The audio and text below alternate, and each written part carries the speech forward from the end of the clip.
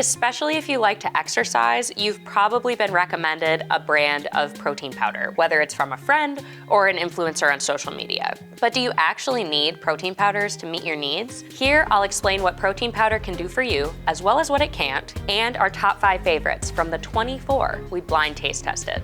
Let's get into it. How much protein do you need in a day? So protein is a macronutrient like carbs and fats, and its building blocks, also called amino acids, are found in every cell in the body.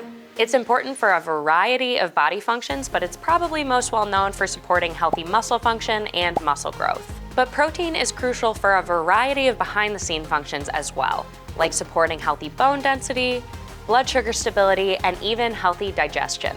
Most people need around 0.8 grams of protein per kilogram of body weight. So for a 150-pound person, this would be about 55 grams. But some recent research has found that having more might be beneficial, closer to 1.3 to 1.6 grams per kilogram.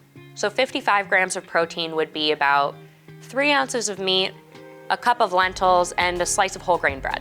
All that being said, most Americans have no trouble meeting their daily needs of protein. A 3-ounce portion of meat has about 21 grams, which would be over half the daily needs for an average person. And there are several other foods that pack a punch of protein that aren't meat. Check out our video on that if you're interested in learning more.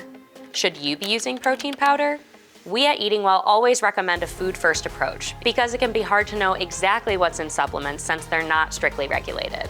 But I also recognize that protein powders and shakes are shelf-stable, they last a long time, and sometimes they can just be more convenient than whole foods. Now for the fun part, the taste test, although it was not so fun at the time. The EatingWell editors, including yours truly, blind taste tested 24 kinds of protein powders and shakes. We split them into categories based on their flavors and whether they were a pre-made shake or a powder, and we taste tested them blind, so we didn't know what brand or what product it was. It was just in like a little Dixie cup. All of the powders we tested met our nutritional requirements, meaning they had 250 calories or less per serving, 360 milligrams of sodium or fewer, more than 15 grams of protein, and 0 grams of added sugar. So after all of that, here are our top 5 favorites and the ones we recommend. The best overall were Fairlife's Core Power protein shakes. So these shakes were the clear winner. They had the best consistency and they actually tasted like milk and chocolate milk, respectively. Since we didn't allow any added sugar, a lot of the products we tried did include some artificial sweeteners. This one included monk fruit, sucralose, and stevia.